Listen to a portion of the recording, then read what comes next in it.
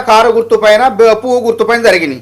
ఇలా బీజేపీ పరిస్థితి కేంద్రంలో అధికారంలో ఉండి ఇలా 2 కేంద్ర మంత్రులు ఉండి 8 మంది ఎమ్మెల్యేలు 8 మంది ఎంపీలు 2 కేంద్ర మంత్రులు ఉండి ఇలా వాళ్ళ ఫలితాలు చూస్తే వాళ్ళ అధిష్టానం చివాట్లు పెడుతుంది. వాళ్ళని నిద్రపోతున్నారా నిద్రపోతున్నారా అంటారు. కనీసం ఆడ కాపాడుకునే పరిస్థితి లేదు. వచ్చినటువంటి మ్యాజిక్ ఫిగర్ కూడా దగ్గరకు వచ్చిన వాళ్ళు కూడా మళ్ళీ ఇటు వచ్చేసి తిరిగి వ్యతిరేక శిబిరాల్లో వచ్చి చేరుతున్నారు. కాబట్టి బీజేపీ పరిస్థితి కేంద్రంలో అధికారంలో ఉందని కారణం ఏంది? జూబ్లీహిల్స్ ఎన్నికల్లో కూడా కార్పెట్ బాంబింగ్ అన్నారు. ఏమైంది? కార్పెట్ బాంబింగ్ ఏమైంది? తుస్తుమంది అది వాళ్ళ బీజేపీ కారణంలోనే పడింది అది.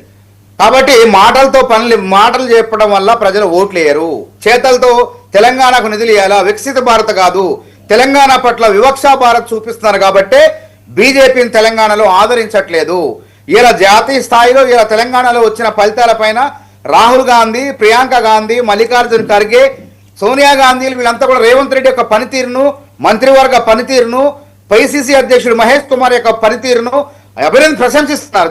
నేషనల్ మీడియాలో అయితే అరే బీజేపీ మరి మోడీ ఇంత చేస్తాడు, ట్రంప్తో ఎదుర్కొంటాడు, ఇది చేస్తాడు అని చెప్పి అయినప్పటికీ తెలంగాణలో ఎందుకు రాలేకపోతాడు, మరి రేవంత్ రెడ్డిని ఎందుకు అడ్డుకోలేకపోతున్నారు బీజేపీ వాళ్ళు అని చెప్పేసి పెద్ద ఎత్తున జాతీయ మీడియాలో పత్రికల్లో కూడా చర్చ జరుగుతుంది.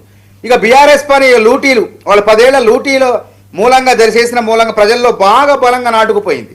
కాబట్టి ఆ లూటీల బీఆర్ఎస్ పరిపాలన ప్రజలే పక్కకు నెట్టేసి కాంగ్రెస్కి అవకాశం ఇచ్చారు.